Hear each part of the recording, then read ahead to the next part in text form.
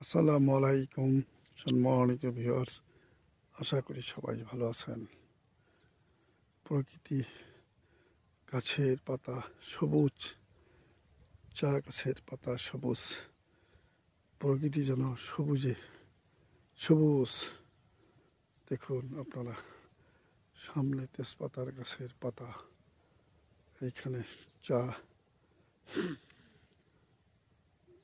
গাছ, আবার পাশে দেখুন করতোয়া নদী। এই দেখুন করতোয়া নদী, এই সেই করতোয়া নদী, নদীর তীরেই চা বাগান,